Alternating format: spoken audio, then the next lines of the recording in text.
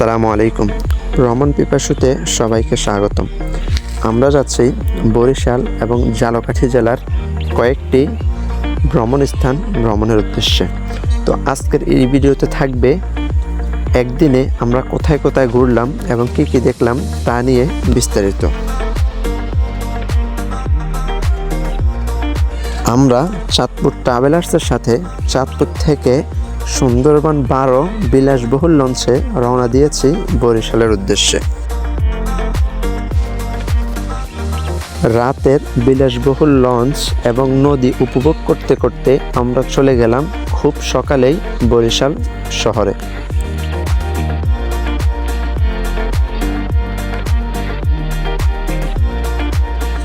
ওখানে গিয়ে ফজরের নামাজ আদায় করে রওনা দিলাম শুভ সকাল বরিশাল জেলা ঝালকাঠি জেলার ভাসমান পেয়ারা বাজার দেখার উদ্দেশ্যে। ভাসমান পেয়ারা বাজার ঝালকাঠি জেলায় অবস্থিত। এটি বর্ষার মৌসুমে অনেকটাই দর্শনীয় স্থান হিসেবে পরিচিত পেয়েছে। এটি দর্শনার্থীদের কাছে খুবই জনপ্রিয় একটি পর্যটন কেন্দ্র। ভাসমান পেয়ারা বাজার সরাসরি দেখার যে অনুভূতি সেটা কখনো মুখে বলে প্রকাশ করা যাবে না, ওটা আপনাকে অবশ্যই সরাসরি গিয়ে দেখতে হবে।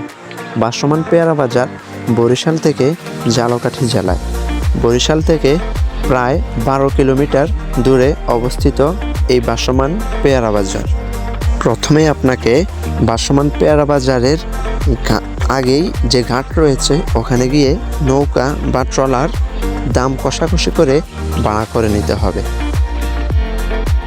তারপর ওখান থেকে প্রায় 1 ঘন্টা দুই পাশে আমড়া গাছ এবং পেয়ারা গাছ দেখতে দেখতে আপনি চলে যাবেন ভাসমান পেয়ারা বাজারে। এটা দেখে আপনার অনুভূতি আপনি কখনোই প্রকাশ করতে পারবেন না।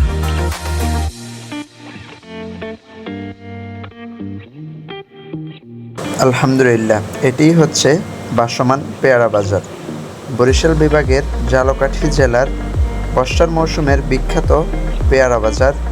আমরা এসে পৌঁছালাম। জায়গাটি অত্যন্ত সুন্দর এবং মনোরম পরিবেশ। এখানে আসলে আপনার ঐতিহ্যের কিছু কথা অবশ্যই মনে পড়বে। ভাসমান পেয়ারা বাজারের পাশেই রয়েছে ভাসমান পেয়ারা পার্ক। ওখানে একটি ঝুলন্ত ব্রিজ রয়েছে, ওটি খুবই ভয়ঙ্কর এবং আরামদায়ক। যতটা ভয়ঙ্কর তার থেকেও বেশি আরামদায়ক। ওখানেও আমরা গিয়ে উপভোগ করে আসলাম।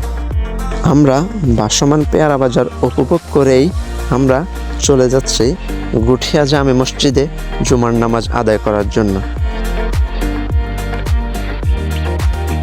বরিশাল জেলার সবথেকে জনপ্রিয় মসজিদ বাইতুল আমান জামে মসজিদ। এটি বরিশাল জেলায় গুঠিয়া মসজিদ নামে পরিচিত।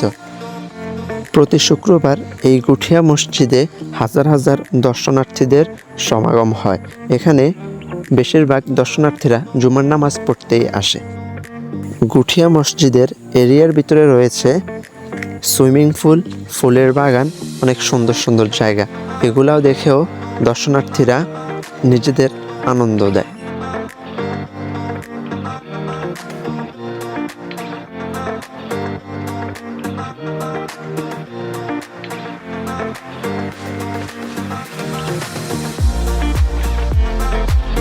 গুঠিয়া মসজিদে জুমার নামাজ আদায় করে আমরা চলে যাব দুর্গাসাগর দিঘিতে।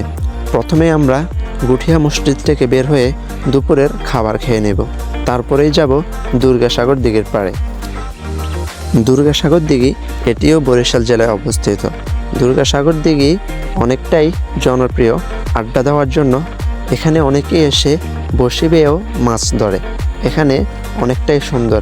এখানে গেলে আপনি চারপাশে সুন্দর সুন্দর গাছ এবং মাঝখানে যেই দিঘিটা রয়েছে ওটার মাঝখানে একটা টিলা রয়েছে, খুবই মনোরম এবং সুন্দর দৃশ্য। এবং পাশে পাশে রয়েছে বিভিন্ন রকমের পশু, যেমন ময়ূর পাখি, হরিণ, ইমু পাখি দেখেছি, ওটা আমি জীবনে ফার্স্ট দেখেছি। ওটা দেখতে খুবই ভয়ঙ্কর ছিল। এখানে বসে রং চায়ের সাথে আড্ডাটা খুবই মনোমুগ্ধকর হয় এবং আনন্দদায়ক হয় যদি আপনার পাশে থাকে আপনার কয়েকটা বন্ধু। দুর্গাসাগর দিঘির পাড়ে আড্ডা দিয়ে আমরা বিকালবেলা চলে যাব কীর্তনখোলা নদীর পাশে, যেটাকে 30 গোডাউন নামেও পরিচিত। ওখানে গিয়ে বিকালবেলার মনোরম দৃশ্য, শীতল হাওয়া আমরা উপভোগ করব। ওখান থেকেই রাত হলেই রওনা দেব চাঁদপুরের উদ্দেশ্যে। আমরা একদিনে যা যা দেখলাম: ভাসমান পেয়ারা বাজার ঝালকাঠি, গুঠিয়া জামে মসজিদ বরিশাল, কীর্তনখোলা নদী বরিশাল, দুর্গাসাগর দিঘি বরিশাল। আমরা একদিনে যা যা দেখলাম তা নিয়ে থাকলো এই ভিডিও। কীর্তনখোলা নদী দিয়েই চলে যাব চাঁদপুরের উদ্দেশ্যে।